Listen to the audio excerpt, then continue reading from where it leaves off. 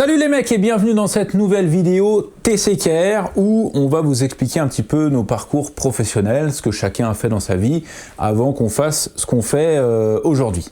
On commence par moi, donc je vais vous expliquer voilà, où j'ai été à l'école, ce que j'ai fait comme boulot, ce que j'ai fait pour avoir les compétences de réparer des trucs et tout. Je vais tout vous expliquer les amis parce qu'il y a énormément de gens qui me demandent, des jeunes notamment, qui me demandent ce que j'ai fait comme études, ce que j'ai fait comme parcours pro, ce que j'ai fait pour ouvrir un garage, tout ça. Donc je vous explique tout aujourd'hui. J'ai fait l'école primaire, toute ma primaire. J'ai failli, dis-toi, j'ai failli sauter à l'époque le CM1, tellement j'étais chaud.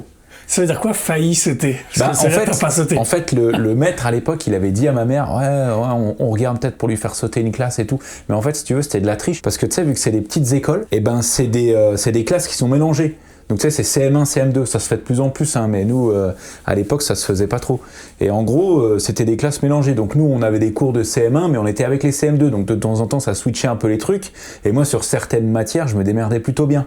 Donc en fait, tu prends confiance. T'es en CM1, on te dit, t'aurais pu sauter le CM1 et tout. Tu te retrouves en CM2, c'est tranquille, c'est trop facile. Tu te retrouves en 6e, et là, tu dis, mais c'est dur comme ça à l'école. Et à partir de la 6e, j'ai décroché un peu, tu vois. En gros, j'ai jamais passé en dessous de 10. C'est toujours, le minimum, c'est la moyenne, tu vois. 10, 11, 12 des fois. Il y a des fois, j'ai dû monter à 13, peut-être de moyenne, mais à ce moment-là, j'étais à mon prime scolaire, tu vois. Mais non, l'école, ça m'a toujours... J'ai pas accroché à l'école, on va dire. C'était pas mon truc, sans pour autant avoir des difficultés ou ne jamais aller, en tout cas au collège. Mais c'était pas trop mon truc. J'étais plus là avec mes potes, tranquille comme la plupart des gens, en fait, si tu regardes bien. Mais collège, on va dire, j'ai survécu au collège. Et après, je voulais partir en CAP mécanique. Ça, je l'ai déjà dit plusieurs fois, mais mes parents, ils étaient pas trop chauds, tu vois. Puis quand t'as 14 ans, tu dis pas « je veux faire ça » et tes parents te disent « oui, pas de problème ». Ça doit arriver, mais moi, c'était pas le cas de mes parents. Peut-être en 2026, mais on va... Ouais. Bah non, mais tu sais, la génération de nos parents, eux, c'était tu te trouves un travail et tu fais ce travail-là toute ta vie. Donc autant que tu te trouves un bon travail, tu vois. Ouais. Et moi, ils me disaient « vaut mieux que tu fasses un bac ». Tu sais, dans la tête de nos parents, le bac, c'est vrai. C'est un graal de fou. Exactement. Vaut mieux que tu passes le bac et après, tu partiras faire un BTS en mécanique, en machin, un truc si vraiment ça te plaît et tout. Donc voilà, moi j'ai commencé à bricoler vraiment des motos, des scooters vers 13 ans. Donc c'était un peu... je faisais de la moto vers 8 ans, mais j'étais pas non plus un passionné au point de démonter ma moto et tout à 8 ans, tu vois. Ouais. Je bricolais pas à 8 ans. Je faisais que j'avais une Piwi chinoise là. C'est vraiment surprenant, on connaît beaucoup de mécanos à 8 ans. Ouais, non, mais il y a des passionnés méca. Tu vois, par exemple, moi, mon fils Elias, il démonte des trucs de fou. Bon, après, parce qu'il est dans le milieu, parce qu'il est là-dedans. Mais puis il a 2-3 outils à dispo, je crois. Ouais, quelques-uns. Mais du coup, moi, à 8 ans, je bricolais rien. Ouais. J'ai commencé vers 13 ans. Du coup, mes parents, ils se sont dit, ça se trouve, vas-y, c'est son nouveau truc là. Ça fait 2 semaines qu'il bricole des trucs, il veut partir en mécanique, alors que le mec, ça se trouve, il va finir cuisinier, tu vois. Donc, ils m'ont dit, non, faut que tu fasses t'as le niveau, faut que tu ailles en seconde générale. J'avais pas le niveau du tout, j'étais nul. Seconde générale, pareil, la moyenne. Et le lycée, ça a commencé à... Tu sais, après, tu grandis un peu. Moi, je bricolais tu vois, 14-15 ans. Je bricolais un peu des scooters, des trucs comme ça.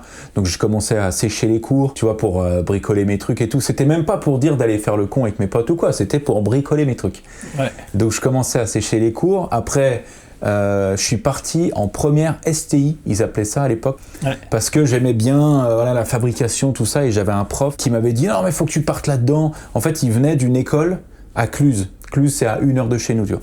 Il venait de cette école-là, le gars. Et lui, j'ai l'impression qu'il prenait un pourcentage sur les gens qui l'envoyaient là-bas, parce que c'était vraiment... fallait aller là-bas, tu vois.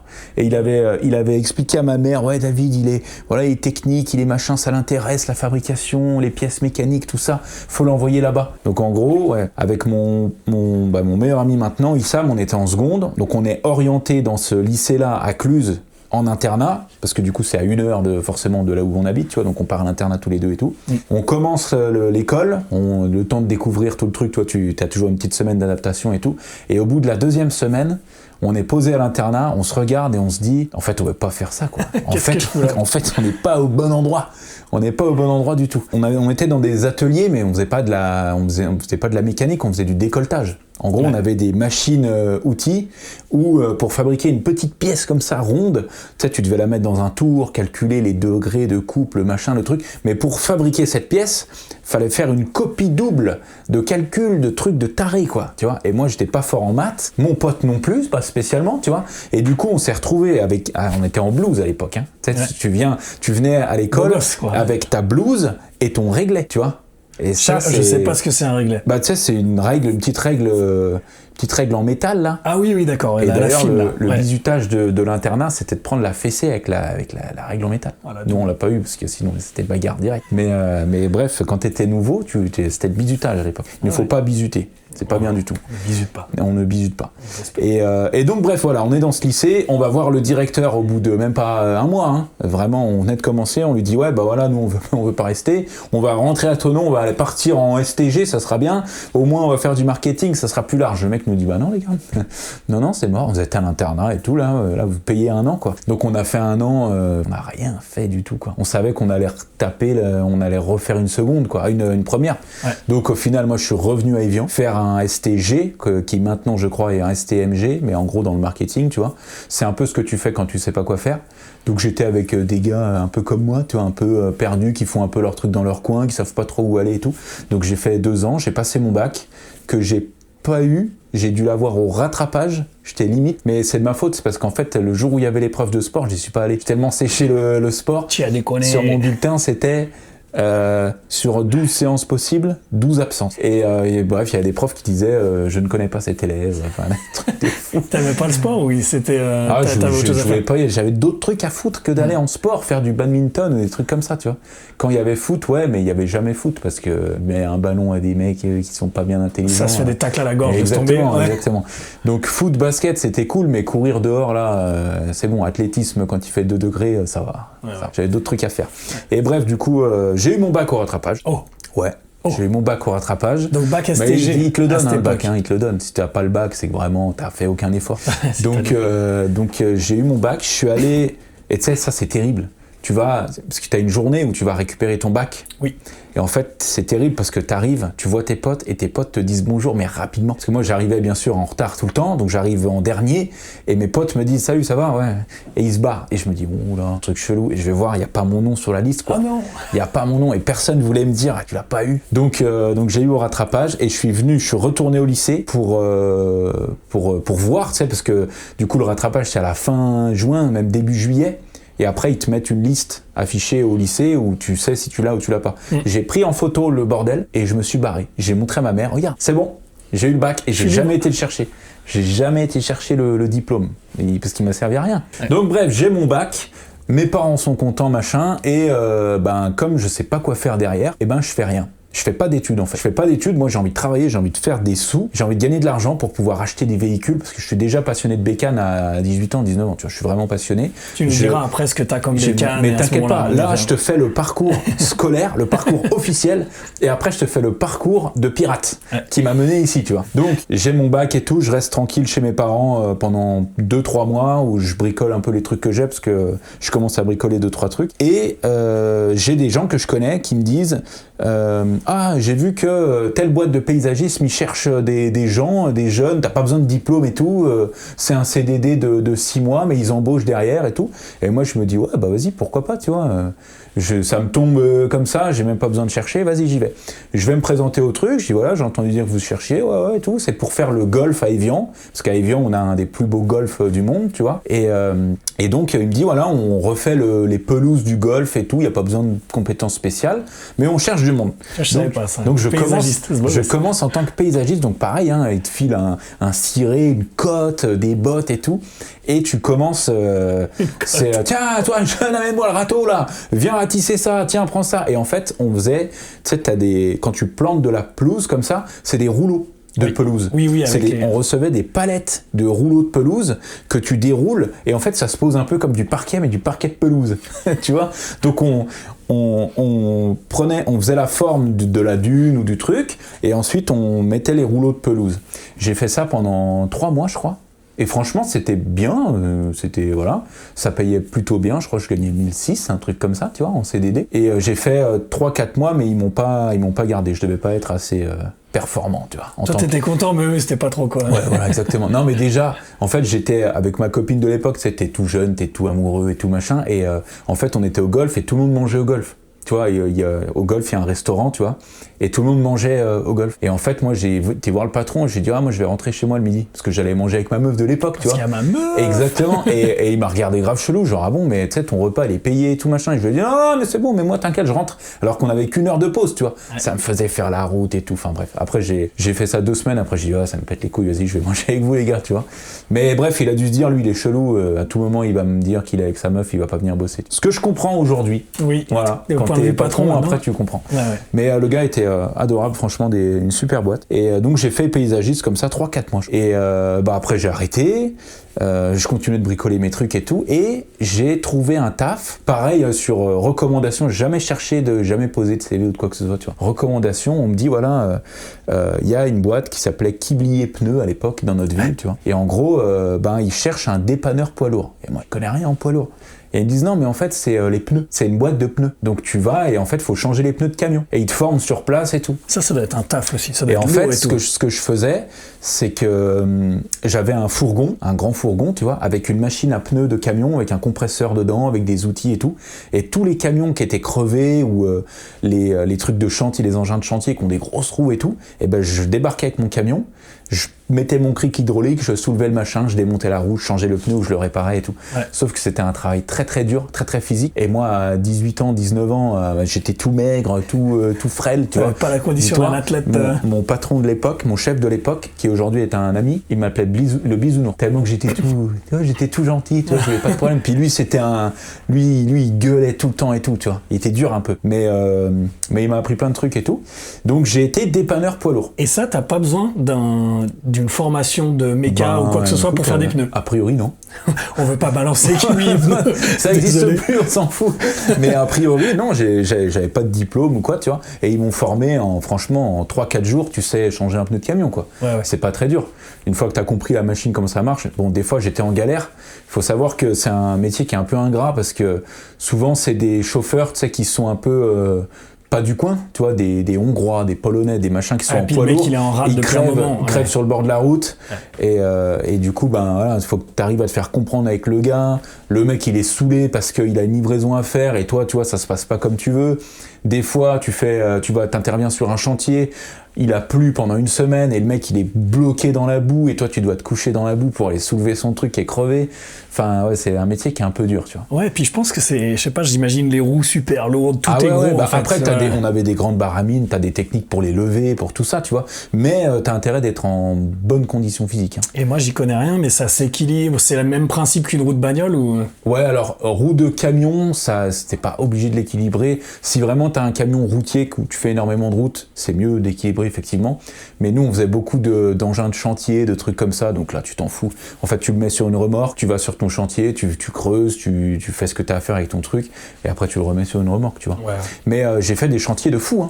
J'ai été faire des empyrolles dans des carrières où c'est des pneus, là c'est très très dangereux, c'est si la roue te tombe dessus, t'es mort. Ouais, parce que c'est immense. Ouais. C'est des roues qui font 2 mètres de haut et qui font, en termes de tonnes, c'est énorme. Il y a même des roues qu'on gonflait avec des produits, donc on devait partir dans notre camion avec une cuve, même plusieurs cuves de 1000 litres, avec un produit dedans, parce que tu les gonfles pas à l'eau, sinon ça gèle. Donc il faut un produit exprès qui gèle pas, qui est un peu pâteux, et tu te fais chier à gonfler le pneu, il faut le sertir le pneu après, toi tu le bloques avec des trucs, puis après tu le remplis avec un produit, c'est des procédures qui prennent 2 jours. Ah ouais, c'est vraiment un taf, quoi. C'est intéressant. En vrai, c'était quel âge à ce moment-là, toi? J'avais 18 ans, 19 ans. Ouais, j'avais 19 ans. Ok. Et voilà, tu vois, ça t'apprend un peu la vie, quoi. Le monde du taf. Ça t'apprend un peu la vie, ça m'a appris pas mal de trucs, en vrai. Mais du coup, je suis pas resté, c'était pas intéressant pour moi et c'était très dur physiquement. Ouais.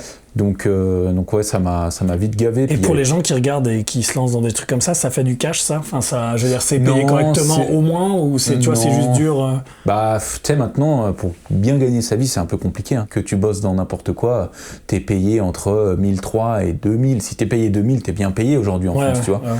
Donc, mais justement, tu vois, dans la fourchette de ce genre de taf, là, le fait que ce soit dur, est-ce que t'es plutôt dans le haut de la fourchette, tu vois? Non, j'étais, je sais pas, je devais être à 1007, 1008, okay. Donc ça allait, mais par rapport à la pénibilité du travail, c'était dur. Mais après, j'avais aucune expérience, rien. Donc voilà, tu vois. Je pouvais pas arriver et dire non, moi je veux 3000. Ah, t'as 18 puis c'est un premier taf. Exactement, exactement. Donc je suis pas resté, ça m'a appris quand même quelques trucs. Et après, bah, je suis pas rebelote, je retourne chez moi bricoler mes trucs et tout.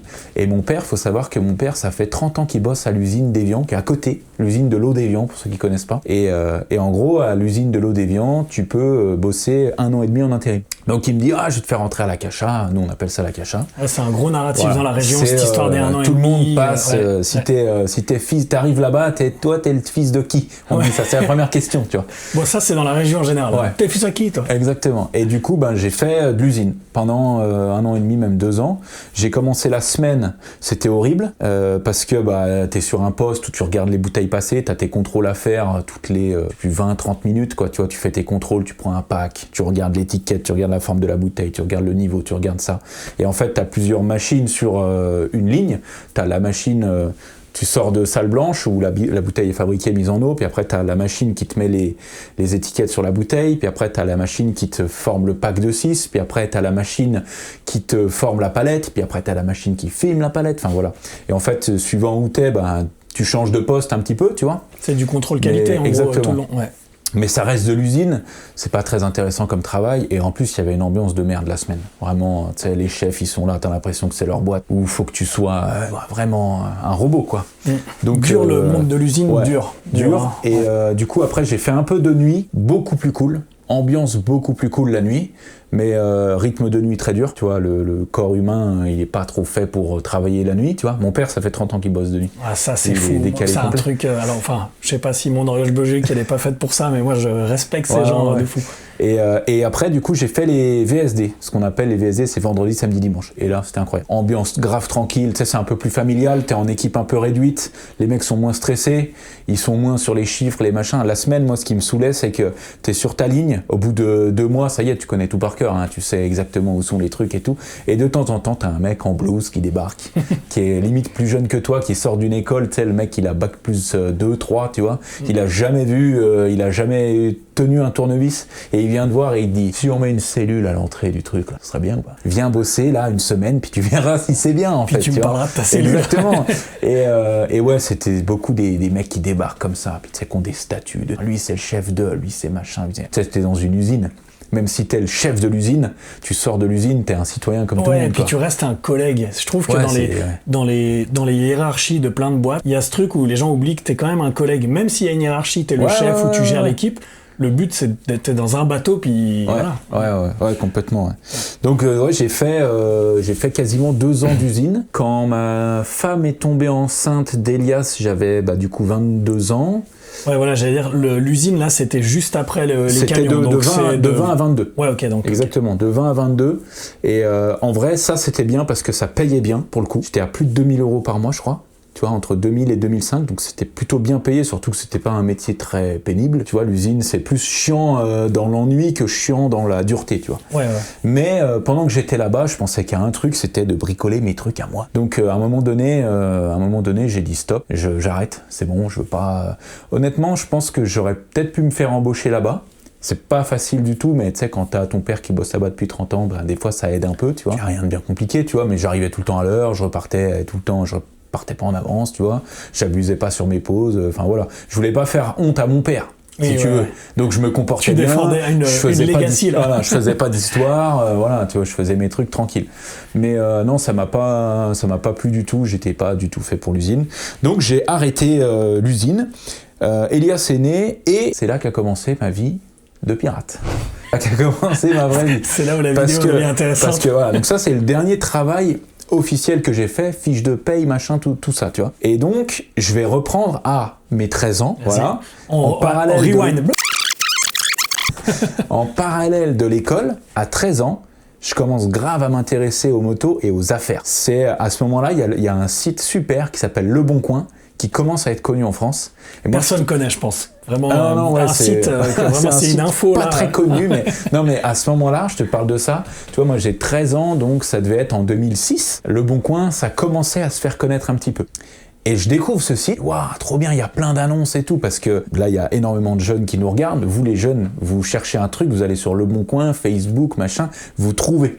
Nous, à l'époque, alors du temps de mes parents et tout, c'était dans le journal, les annonces, mais entre-temps, il y avait pas grand-chose. Et donc, Le Bon Coin sort, tu peux trouver des annonces qui sont dans ta ville, dans ta région et tout, et là, je trouve ce truc-là. Donc, vers 13 ans, j'ai commencé à m'intéresser grave à acheter des trucs moins chers, parce que quand t'es dans un petit village, il y a la moto de machin, la moto de machin, la moto de machin, lui il la vend 4000, t'auras jamais les moyens, lui sa moto elle est pourrie, ça t'intéresse pas, lui, et en fait t'es bloqué à ça, tu vois. À ce que tu vois en fait. À ce que tu vois, à ce que tu connais, voilà, et vu que c'est des petites villes où on est, ben tout le monde se connaît plus ou moins, mais voilà, il n'y a pas énormément de trucs. Donc je découvre Le Bon Coin, je commence à chiner un peu les bonnes affaires, j'achète des pocket bikes à 100 balles, des dirt bikes, tu vois, je commence à faire des affaires de dirt bike à l'époque. Grosse trend à cette époque-là, les pocket par ici. Ouais. Et du coup, ben, avec les moyens que j'avais à 13-14 piges, tu vois, je commence à acheter des pockets que je répare, des dirt, je commence à faire des échanges, des trucs de fou, tu vois, et ça commence comme ça. Je commence à acheter des trucs en panne, des trucs moteur HS, des trucs cassés, accidentés, enfin voilà, tu vois. Et je commence à acheter des scooters à 14 ans, voilà. Je commence mon business comme ça avec Le Bon Coin, je chine un peu les annonces, j'essaye de trouver des trucs pas chers, je me fais un mini réseau dans le coin. Faut savoir qu'un truc, c'est que je pense qu'en 2008-2009, la moitié des motos que tu voyais sur Le Bon Coin à Thonon, c'est nous qui les avions ramenées, mon frère et moi. Parce qu'on avait le fourgon de mon père, il avait un Peugeot Partner, et on allait partout en Rhône-Alpes pour toutes les bonnes affaires, on allait les chercher. Bah mon père qui travaille de nuit, donc il se lève à 16h, tu vois. Donc en fait, faut chauffer le daron une fois qu'il est réveillé pour lui dire « Ah, tu peux nous !» Et mon père, faut savoir un truc, c'est que nous, on est à Thonon-les-Bains, et il ne va jamais plus loin qu'Annemasse. C'est-à-dire, t'as un truc à Évian, à Douvaine, ça va. T'as un truc à Annemasse, il dit « Mais les gars, vous êtes tarés ou quoi ?» C'est 30 bornes, c'est 30 bornes. Voilà, mais c'est trop loin, c'est une demi-heure de route, c'est trop loin. Donc je demande à mon grand-père, je demande à des gens que je connais « Ouais, tu peux nous emmener là. » Ou je me démerde avec les gens qui vendent « Ouais, vous pouvez le ramener. » Tu vois, et j'arrive toujours à me débrouiller. En vrai, j'arrive toujours à me débrouiller. Après, quand j'ai le permis, c'est tout est beaucoup plus simple, tu vois. Mais de 14 à 18, bah, j'essaye de me débrouiller comme je peux avec les annonces que je vois vraiment dans le coin près, tu vois. Et je demande à mon grand-père de m'emmener. Mon grand-père qui avait Alzheimer, Parkinson et tout, il conduisait la bagnole, mais à un moment, j'avais 15 ans ou 16 ans, il perdait la boule, mon grand-père, tu vois. Mais j'avais besoin de lui pour m'emmener et tout, donc je prenais le risque de mourir sur la route pour aller chercher mon truc. Je mets sa vie sur des... Et un jour, j'avais 16 ans, on monte, je sais pas, on fait genre 15 bornes, tu vois, pour aller chercher un truc. Je lui dis, ah Pépé, tu veux pas que je conduise pour redescendre? Il me dit, t'as le permis, toi? Je dis, bah ouais. Bah ouais, vas-y. Et je conduis la caisse à 16 ans pour redescendre. Enfin ouais, ça c'est des histoires. De pirates. Il y a prescription. Il y a prescription. On ne conseille pas. Non. Mais c'était moins dangereux que je conduise moi qu'il conduise lui. Ouais. Tu vois. Ouais. Donc voilà, si on se serait fait arrêter. Alors légalement, ça aurait été dur à expliquer à la police, mais. Donc voilà. Et donc en parallèle, voilà, je fais mes études, mes trucs. Donc tu comprends que quand je suis au lycée, moi j'ai ma belle dirt bike qui m'attend. Je sais que j'ai une fourche à changer, un truc machin, et moi j'ai qu'une envie, c'est de la réparer pour aller rouler, tu vois. Et je commence à acheter, tu sais, des petites YZ, des trucs un peu vieux, mais que je dans mon budget, tu vois. Des motocross à 1000 balles, des trucs comme ça. Et moi je suis comme un fou, tu vois. Donc après, voilà, le travail et tout machin. 18 ans. J'achète pas de voiture, ma grand-mère me donne, elle avait une Fiat Punto de 2001, je crois, tu vois, une vieille Punto qu'elle avait un peu accidentée à droite à gauche avec un moteur essence, joint de culasse HS, enfin voilà, la bagnole qu'elle utilise plus, mais elle me file la caisse, donc on l'a fait réparer, joint de culasse et tout. Moi à l'époque, j'ai pas du tout les skills pour réparer ça. Hein. Avant 18 ans, je m'intéresse pas aux voitures. Okay. Pas du tout. Vraiment, ouais, c'est logique. Enfin, en même temps, tu vas pas pouvoir en faire grand-chose. Ouais, non, mais voilà. Avant 18 ans, je m'intéresse pas aux voitures. Et donc, à 18 ans, j'ai cette Punto, je vais au lycée avec et tout, machin. je mets du temps quand même à m'intéresser à l'achat-vente de bagnoles. Et jusque-là, c'était des pockets et des crosses, principalement. Scooter. Voilà, j'allais dire on n'a pas parlé de scoot et de Brel. T'as eu des Brel, toi? J'ai pas eu de mobilette. Ouais. Non, j'ai pas eu de mobilette. Moi, j'étais la génération d'après, mais ouais, des scouts, des Nitro, des boosters, des Rockets. J'en ai eu plein. Et à l'époque, les cartes grises, c'était moins chiant que maintenant. On pouvait sauter une carte grise de retard facilement. Maintenant, c'est beaucoup plus compliqué. Et il n'y avait pas d'IMAT aussi à cette époque-là. Moi, elles étaient déjà. Moi, il y avait déjà les IMAT. Ouais. Ah ouais, okay, parce qu'à partir de 2004, les trucs ont été immatriculés. Donc ouais, je faisais des scooters et tout. Et les voitures, ça me branchait moins. Parce qu'il y avait ce côté carte grise un peu plus chiant tout le temps, contrôle technique, tout ça. Et la première voiture que j'ai achetée, moi, dans le business, je parle, c'était une Clio 2, diesel, 1,5 litre DCI, 65 chevaux, monsieur. Accidenté devant, mais pas grand-chose, tu sais, il y avait un capot, un pare-choc que j'avais repeint moi-même. Je suis vraiment pas surpris qu'elle était déjà cuite, la voiture. Ah ouais, que j'avais repeint moi-même. C'était pas le même gris, mais bon, bref, voilà. Fallait pas aller au Karcher parce que la peinture, elle n'aurait pas tenu, tu vois. Ah la bombe, bon, mais voilà. Mais bon, voilà. Et j'adorais cette caisse parce que tu sais il y avait un turbo donc et puis nous on habite dans une région où ça monte beaucoup tu vois et du coup je suis passé de ma petite Fiat Punto 1,2 litre 60 chevaux sans turbo où j'étais en train de la faire gueuler en montée tu vois à ma petite Clio 2 turbo là et j'avais l'impression d'avoir une Lamborghini, c'était incroyable. Grosse upgrade. Exactement, donc j'ai commencé comme ça, j'ai acheté une Clio 2, puis après des 206, des trucs, des bagnoles à pas trop cher, tu vois. Les 206, beaucoup, des trains arrière HS, parce que les trains arrière des 206, bon maintenant il n'y a plus beaucoup de 206, hein, mais tu sais, ils avaient tendance à s'affaisser comme ça, puis après ça passait plus le contrôle technique, puis les gens savaient plus quoi en faire, parce que t'allais au garage pour changer ton train arrière, ça te coûtait 1000 balles, la bagnole valait 2000, les mecs ils voulaient pas s'emmerder, donc moi j'achetais des bagnoles à 500 balles comme ça, et donc j'ai commencé à acheter 2-3 voitures. Et à un moment donné, je vois un site qui commence à arriver qui s'appelle Wecar. Ouais. Et Wecar, en fait, tu pouvais louer ta voiture en tant que particulier. Et moi, je fais le calcul, je me dis, attends, ça c'est trop bien. Parce que moi, j'achète des voitures genre 500 €, que je retape pour rien, ce qui fait que la voiture, une fois que j'ai la carte grise, le contrôle technique, machin, elle me revient à 1000 balles. Je la mets à louer, pas cher du coup, par jour, tu vois, mais au bout de 3-4 mois, j'ai récupéré mes 1000 balles. Ah, tu vois, j'apprends quelque chose là. Tu vois, t'as commencé, en gros, à part retaper des bagnoles, etc., ton premier business, on va dire, c'est de louer des bagnoles. C'était louer des bagnoles sur Wecar à l'époque. Ouais. Et donc, moi, j'ai 2-3 bagnoles que j'essaye de vendre, qui partent pas forcément et tout, et je me dis, bah vas-y, en fait, je vais mettre les 4 caisses, je vais les mettre sur Wecar. Et je commence à me générer un petit revenu, tu vois, petit revenu passif, en plus, ça te prend pas beaucoup de temps. Hein. Ouais, le mec, il vient, tu fais des photos de la voiture, tu prends son permis, machin, c'est tout géré par la plateforme, c'est super. Et donc j'ai une petite flotte de 3-4 bagnoles que je fais tourner comme ça. Et à ce moment-là, donc, moi je bosse à l'usine, tu vois, j'achète des bagnoles avec mes payes et tout, je fais tourner mon truc, j'achète, je vends des voitures, je loue des voitures et tout, et en vrai, je commence à gagner plus d'argent avec cette histoire de voitures non déclarées qu'avec mon job à l'usine. Donc je me dis, bon, bah à l'usine, c'est bon, on arrive à la fin, je vais me démerder, tu vois. T'as dit un détail important, t'as dit non déclaré à ce moment-là quand même. Mais je m'en fous, j'ai dit le contrôle fiscal. Je m'en fous. Non mais je dis pour l'histoire surtout. Alors, je sais qu'aujourd'hui c'est clean. Moi je vais dire quelque chose qui est très grave, mais même avant de vous lancer dans un business officiel, les amis, vous pouvez le tester comme ça de votre côté, sans pour autant que ça vous génère des sommes énormes. Mais si vous voyez que le business marche, après vous montez une boîte. Mais voilà, moi je l'ai pas fait tout de suite. Donc là on est en 2016, tu vois. Et donc on a un appart avec ma femme, tu vois, et je me souviens, hein, parce que le premier appart qu'on prend avec ma femme, elle me dit, mais bon, le loyer et tout, là, parce que tu vois, c'est quand même, hein, tu vois. Le loyer, c'était 750 €. C'était ma prochaine question. C'est quoi le loyer à cette époque? On va louer 3 bagnoles, ça va nous payer le loyer, quoi, tout simplement. Et en vrai, nos loyers, on les a payés avec ça, avec les bagnoles qu'on avait en loc. Fallait les assurer, fallait qu'elles soient assurées, les bagnoles, que les cartes grises soient à mon nom et qui est le contrôle technique. Donc on payait des assurances vraiment au minimum, parce qu'à partir du moment où tu la loues, en fait c'est l'assurance de la plateforme qui prend tout en charge s'il y a un problème. Donc nous on la louait, on l'assurait vraiment au minimum, le moins cher du moins cher, et après voilà. Ça existe encore Wecar aujourd'hui? Non, ça a été racheté par Turo. D'accord, c'est Turo maintenant. C'est bien dommage d'ailleurs, parce que c'était vraiment... C'était beaucoup mieux, ouais. Message aux gens de Turo qui... Exactement. Et du coup voilà, j'ai commencé comme ça, et après, tu te doutes bien que tu peux pas rester éternellement à laisser des voitures sur les parkings, à droite, à gauche, à machin, donc je cherche un local. Je prends un premier local chez un mec, c'était une habitation, et en fait il avait un local qui faisait, je sais pas, peut-être 50 mètres carrés, tu vois, un mec qui s'appelait Mehdi, qui dressait des chiens pour l'armée et tout. Tu le vois, t'as pas envie de le faire chier. Ouais. Mais le mec adorable, vraiment super mec. Par contre, il fallait vraiment pas le faire chier. Ouais. Voilà, surtout quand tu dresses des chiens, voilà, en général. Exactement. Mais avec nous, il était adorable, et du coup, je prends le local avec mon pote Issam du lycée. Okay. Parce que lui, il aimait bien, il n'est pas du tout branché méca, bagnole et tout, mais il aimait bien ce côté business, d'achat-revente, de tout ça. Et à l'époque, avec Issam, on achetait des bagnoles, même accidentées, et on les vendait en pièces. Donc on a pris ce premier local, qu'on payait vraiment pas cher, hein. Je crois que c'était genre 300 € par mois, tu vois, un truc comme ça. Et du coup, on était bien, parce qu'on était à l'abri.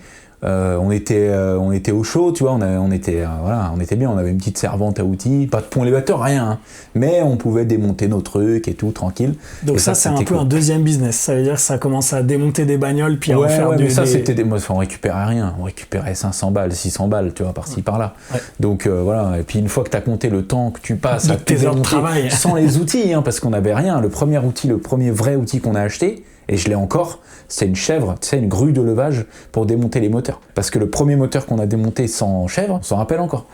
Tu vois, on était là, on l'avait fait tomber au sol, puis après j'ai un voisin qui m'a dit « Mais non, mais c'est facile, tu t'accroches une poutre, puis après à deux, vous soulevez la poutre. » Enfin, des trucs, des conseils d'anciens, tu vois. Ouais, des mecs d'anciens, pour eux c'est facile, parce que... Ouais.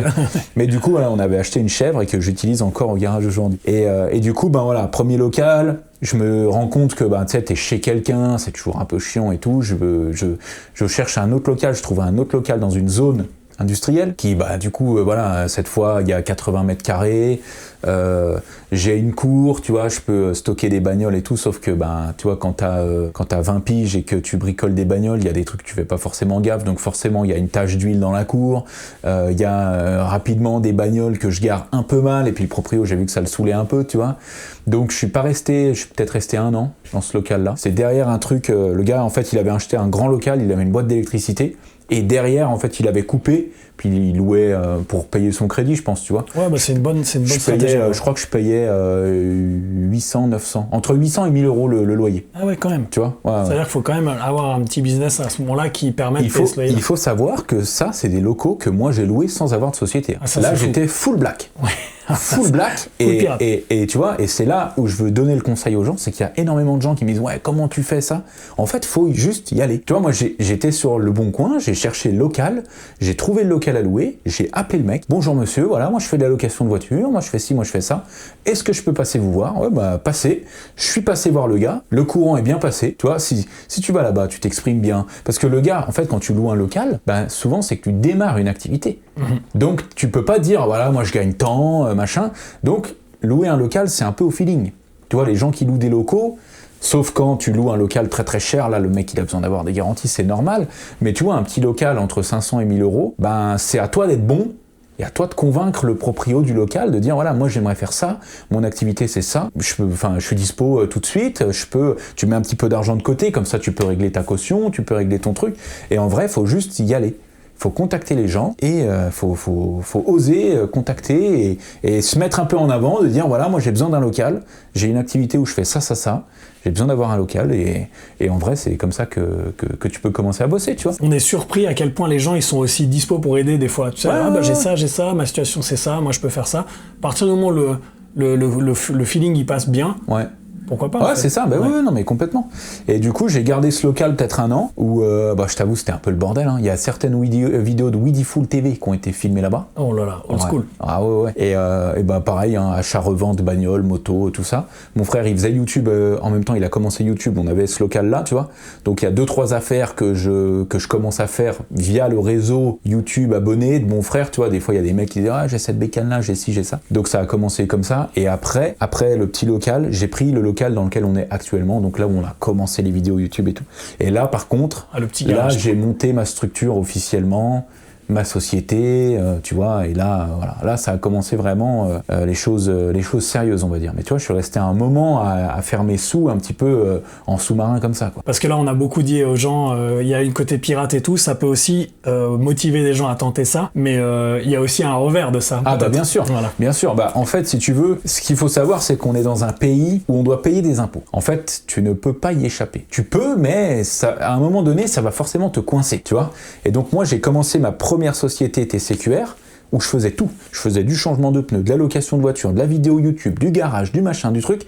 Et c'est une société que j'ai montée. T'as plusieurs solutions pour monter une société, hein. C'est soit tu vas à la chambre du commerce, machin et tout, et puis là tu payes, tu te faut des des autorisations, des trucs, tu dois donner des diplômes, des justificatifs, des trucs interminables. Soit tu vas sur internet, tu as des sites très bien, tu tapes le nom de la société que tu veux, le statut social, le machin, combien tu veux mettre, en une semaine tu as ton cabis, terminé. Et moi j'ai fait ça. Et du coup, en fait j'ai fait ça, moi j'avais mon cabis, je recevais mes clients, mes machins, mes trucs, mon compte pro, puis je me disais, la compta, on verra plus tard, la compta, plus tard ça. On sous-estime beaucoup la compta. Et puis à un moment donné, je dois acheter un truc, et puis un truc en perso, tu sais, je dois aller faire des courses, puis j'ai plus de thunes sur mon compte perso, je dis, le compte de la boîte, c'est rien, ça, c'est pas grave ça. Et puis petit à petit, en fait, tu payes tout avec la boîte, et puis tu payes des trucs en perso pour la boîte, puis tu confonds tout, et puis à un moment donné, il y a 2 dames qui débarquent, très sympa, bonjour, c'est pour un contrôle fiscal, voilà. Et du coup, j'ai eu un contrôle fiscal l'année dernière, sur l'année 2021-2022. Petit conseil, si vous avez un contrôle fiscal, montrez carte blanche. Voilà, c'est vraiment, vous dites... Coopératif. Très, très coopératif. Vous dites au contrôleur, vous me demandez ce que vous voulez, je vous donne. Parce qu'il faut savoir un truc, c'est que quand ils viennent faire un contrôle fiscal, ils ont déjà. Ouais. Voilà. Ils ont déjà, ils voient si toi tu confirmes. Exactement. Et en fait, c'est soit toi t'es coopératif et tu dis, moi je leur ai dit direct, je leur ai dit bon, on va se parler franchement. J'ai bricolé. J'ai fait de la merde, voilà. J'ai pas de comptable, j'ai pas de machin.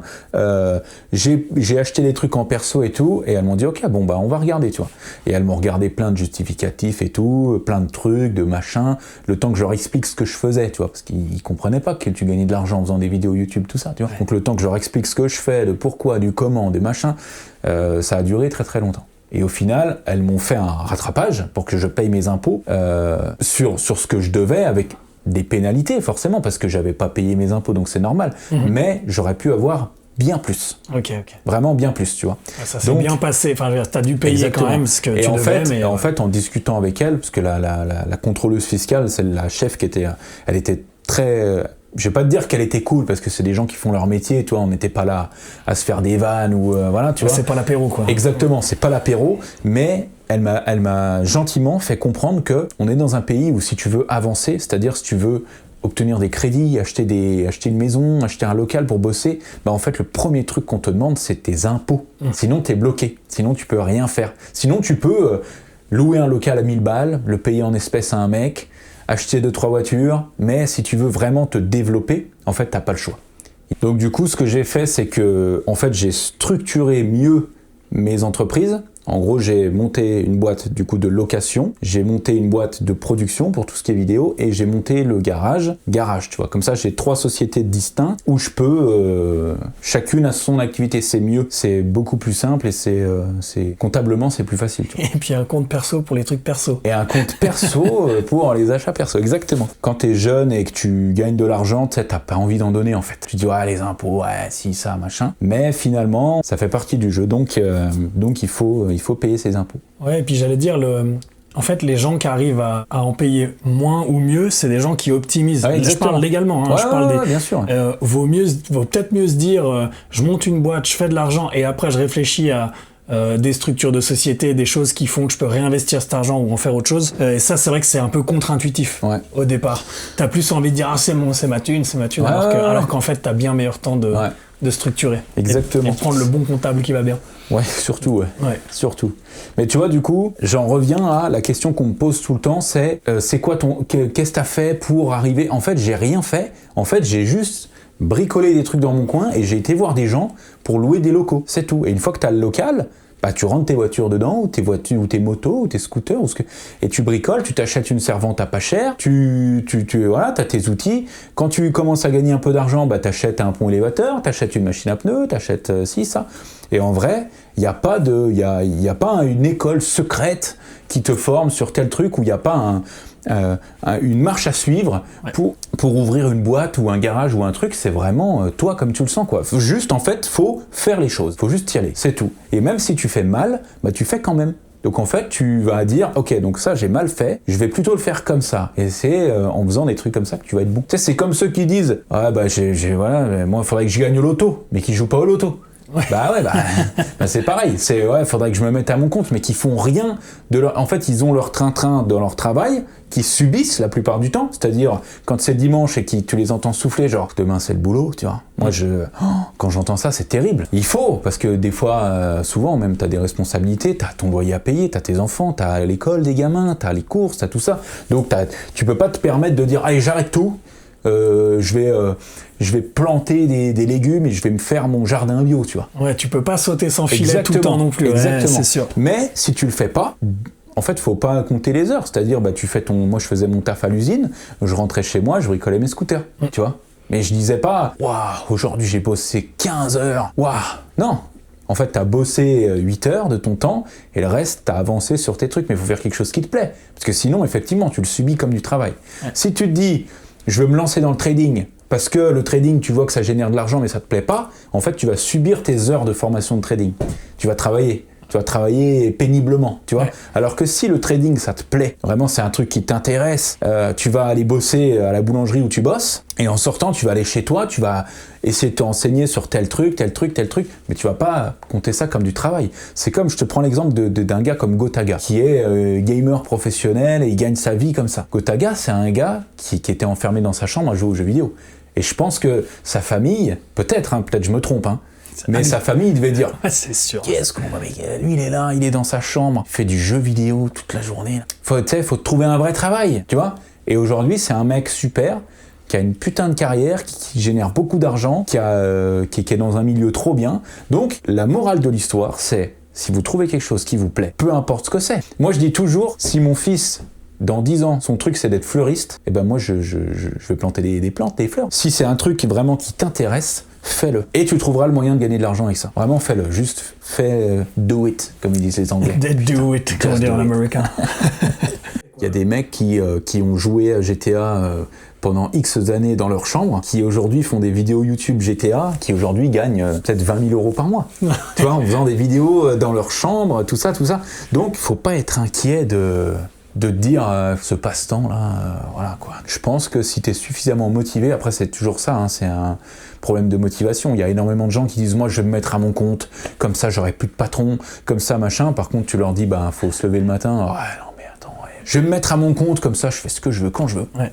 Mais non, en fait, tu te mets à ton compte, donc tu peux te libérer. Si tu veux partir à Disneyland, tu dis ok, je peux partir en vrai parce que je suis à mon compte, donc je peux fermer. Sauf qu'après, t'as tellement de trucs à faire que tu te retrouves à bosser 15 heures par jour, quoi. Mais on va dire que si tu fais quelque chose qui te plaît et qui t'intéresse, en fait, ces 15 heures, tu les subis pas. Ouais. Tu kiffes, c'est ça qui est hyper important. Et après, tu comptes plus les heures en fait. Tu vois, moi mes journées, je me lève le matin, j'emmène mon fils à l'école, je vais au garage, je fais mes vidéos, je fais mes trucs.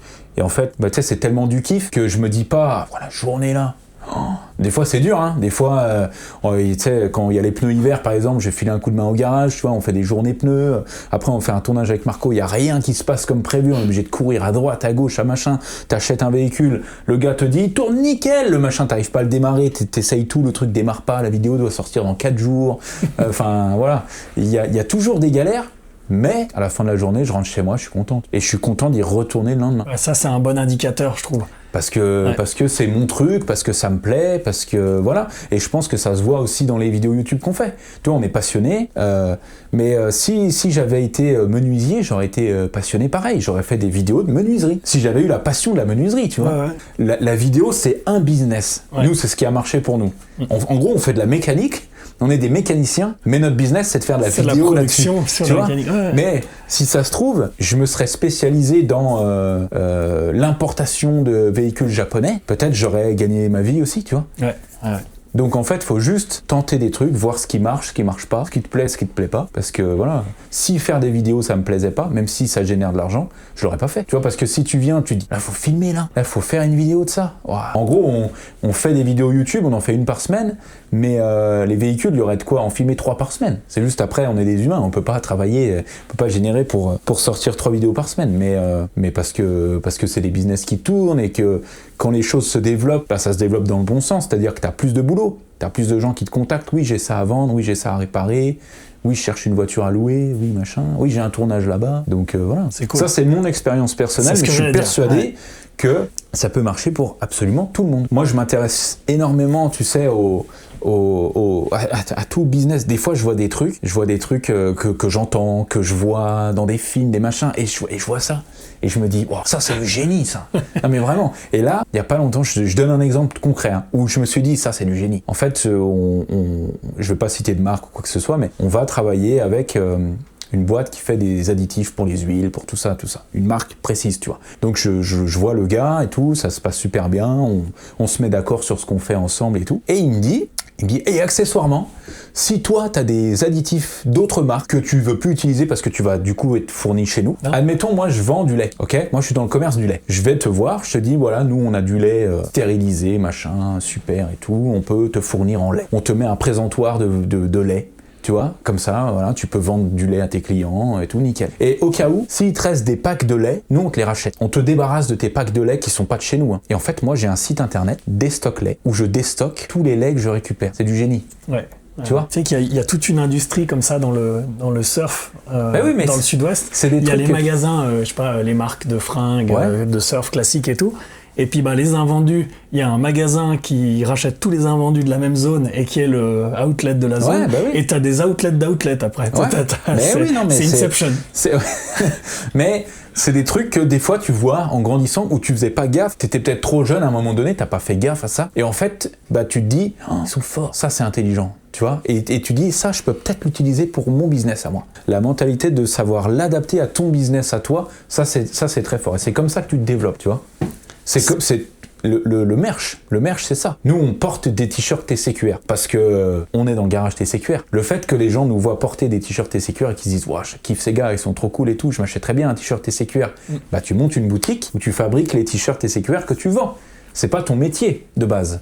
Nous, on est dans la production audiovisuelle. T-shirtiste. T'es pas t-shirtiste, tu vois. T'es pas fabricante de textile. Mais c'est un truc c'est une corde que tu rajoutes à ton arc. Ouais. Après, il faut rester, voilà, on pourrait faire de la confiture TCQR, mais c'est pas notre, tu vois, tu peux partir après dans des extrêmes de fou, mais c'est bien de rester un peu centré dans que ce soit lié à ton business quand même, que ça se lie naturellement. Ouais. Ça, c'est mon avis perso. Hein. Ça se trouve bien. Là, il y a plein de commentaires. La confiture TCQR. La confiture. Je la veux. Si vous voulez la confiture TCQR 2026, faut dire.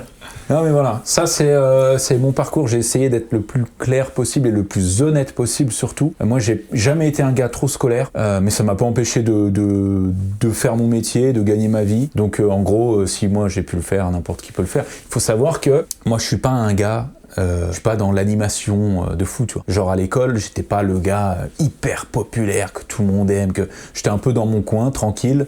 J'étais pas non plus le gars que seul dans son coin, hein, tu vois.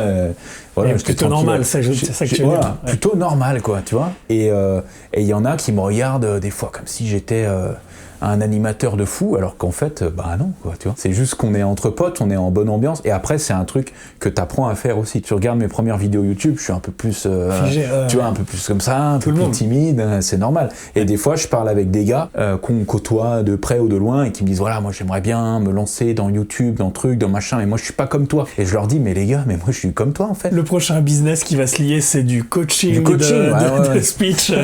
Moi, je suis pas un gars, tu sais, j'ai jamais été trop à l'aise devant une caméra avant. Maintenant, oui, c'est mon boulot. Mais au début, tu sais, t'as une caméra qui est pointée sur toi, tu te dis, il y a des gens qui vont me regarder, tout ça, machin, c'est intimidant. À se libérer du jugement. Mais en fait, personne n'est fait pour ça, à part des enfants qui bossent peut-être dans le milieu télévisé ou des trucs comme ça. Comme moi, Elias, il bosse dans un garage, donc en fait, il sera prédisposé à réparer des trucs facilement, tu vois. Mais 95% des gens qui sont sur YouTube, c'est des mecs qui étaient tranquilles à l'école, qui faisaient pas de vagues, qui étaient pas non plus dans l'animation de fou, qui étaient pas à l'aise en public, tout ça, quoi. Donc finalement... Par contre, ça se relie à ce que tu disais tout à l'heure, je pense que ça se relie au kiff. Ouais. En fait, tu finis par pouvoir parler de ce que tu fais quand tu aimes ce que tu fais, en fait. Ouais, bien sûr. Ouais. Bon les amis, c'est la fin de cette vidéo sur mon parcours, j'espère que ça vous a fait kiffer. J'ai essayé d'être encore une fois le plus transparent possible et le plus inspirant possible pour que tout le monde se lance. Et puis voilà, je vous laisserai peut-être avec une deuxième partie, une autre vidéo, où Marco vous expliquera tout son parcours, et le TEDS aussi, parce que c'est pareil, c'est intéressant des deux côtés. Et vous avez plusieurs... là du coup, vous aurez 3 chefs d'entreprise, Donc c'est bien pour les gens qui essayent peut-être de se lancer, ça peut être inspirant, je pense. Donc exactement, 3 parcours différents pour au final bosser dans le même truc, tu vois. C'est ça qui est bien. Donc les amis, j'espère que vous avez kiffé cette petite vidéo. On vous en refera peut-être d'autres dans le style plus tard, on verra bien. Mais en attendant, n'hésitez pas de vous abonner à la chaîne TCKR si ce n'est pas encore fait. Parce qu'on a plein de contenus qui vont arriver, des trucs vraiment ciblés garage ou ciblés un petit peu plus sur nous, sur des trucs qu'on va faire. On doit faire bientôt une compétition de bowling, peut-être. Ah, tu savais pas ça, le compète de bowling? Pas encore. Ah, j'ai entendu qu'il y avait peut-être une histoire au Woods. Non mais voilà, bref, on va vous sortir plein de délires, donc abonnez-vous les amis si c'est pas encore fait. Et puis on se retrouve du coup très bientôt sur la chaîne TCKR. Prenez soin de vous.